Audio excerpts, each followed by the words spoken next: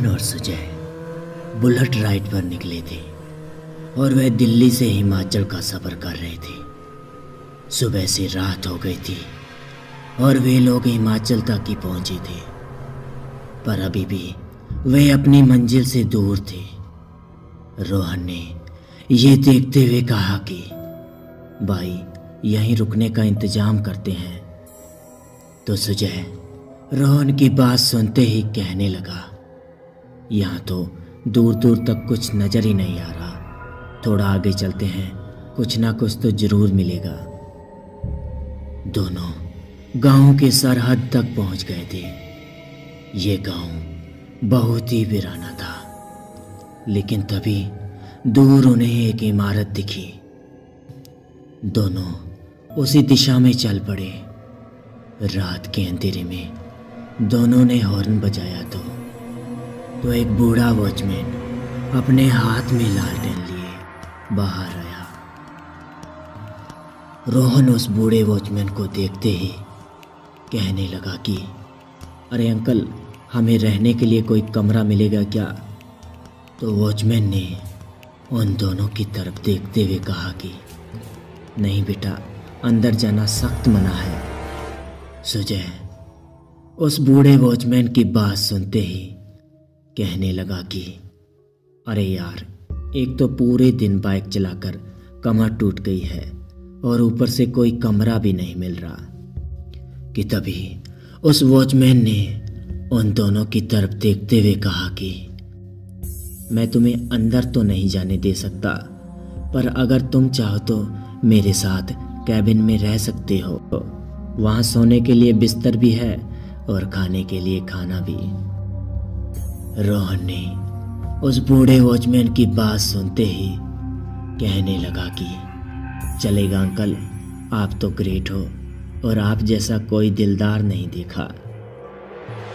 दोनों लड़के उस वॉचमैन के कैबिन में चले गए और फिर वॉचमैन ने उन दोनों के लिए गर्मा गर्म चाय बनाई। ठंड बहुत थी तो दोनों दोस्तों को चाय बहुत पसंद आई। वॉचमैन ने दोनों को खाना भी दिया और दोनों ने भरपेट खाना खा लिया।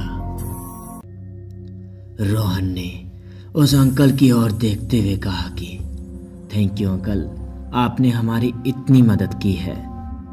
तो वॉचमैन ने उन दोनों से कहा कि कोई नहीं बेटा। रोहन उस बूढ़े वॉचमैन की ओर देखते हुए कहने लगा, अंकल ये तो डाकघर है ना, यहाँ तो रहने के लिए इंतजाम होता है, तो इस डाकघर के अंदर जाने की परमिशन क्यों नहीं है? वॉचमैन ने उन दोनों से कहा कि यह तो बहुत लंबी कहानी है बेटा। तो सुजय उस बूढ़े वॉचमैन की बात सुनते ही कहने लगा कि आप सुनाइए अंकल, मजा आएगा। तो उस बूढ़े वॉचमैन ने उन दोनों से कहा कि आज से ठीक 10 साल पहले की बात है। तुम्हारी ही तरह 3 कारीगर इसी ओर आ रहे थे। उन तीनों का नाम था करण, मनोज और विनय। उस समय डाकघर में लोग ठहरा करते थे, तो तीनों दोस्त एक कमरे में ठहर गए, कमरा नंबर 13 कि तभी उसमें से मनोज ने कहा कि कल सुबह होते ही यहाँ से आगे चले जाएंगे। विनय ने मनोज की बात सुनते ही कहने लगा कि हाँ, वैसे भी इस इलाके में है ही क्या, पूरा वीरान है। करण ने विनय की बात सुनते ही कहने लगा कि हाँ वो तो है, पर अच्छा है कि इलाके में ये डाकघर है, वरना हम सब क्या करते।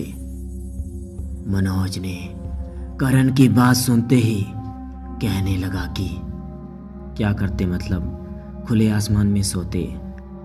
विनय ने मनोज से कहा कि और खाते क्या, घास फूस? कि तभी वे लोग बातें ही कर रहे थे कि तभी अचानक उन्हें किसी लड़की की हंसने की आवाज़ सुनाई दी। करण ने यह आवाज सुनते ही कहने लगा कि मुझे लगता है कि इस डाकघर में कोई औरत भी है।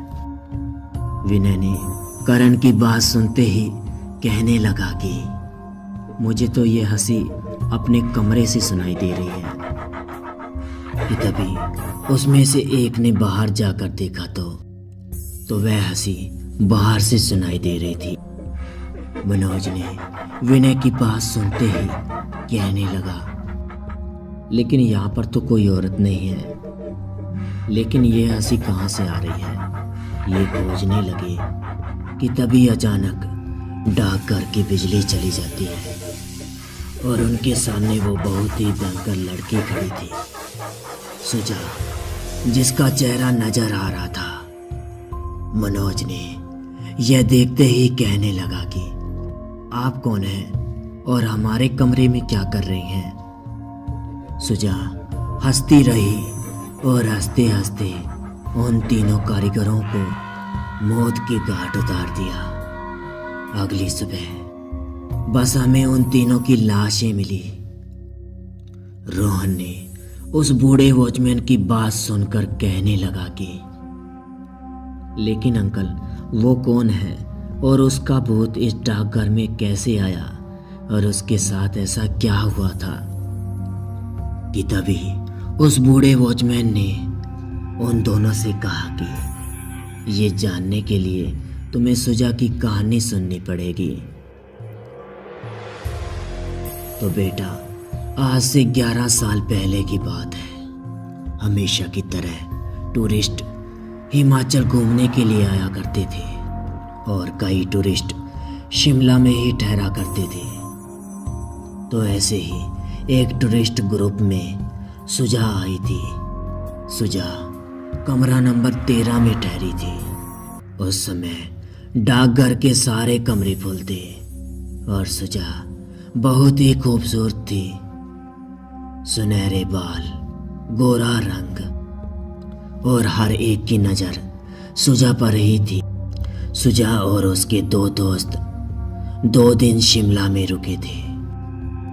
वो यहाँ पहाड़ों की तस्वीरें लेने आए थे और रात में वो अपने अपने कमरे में सोने चले गए। कि तभी अचानक आधी रात को सुजा के कमरे से चीखने की आवाज़ सुनाई दी। उसके दोस्त और हम लोग वहाँ पहुँचे तो सुजा जोर जोर से चीख रही थी और हमने मिलकर दरवाज़ा तोड़ दिया।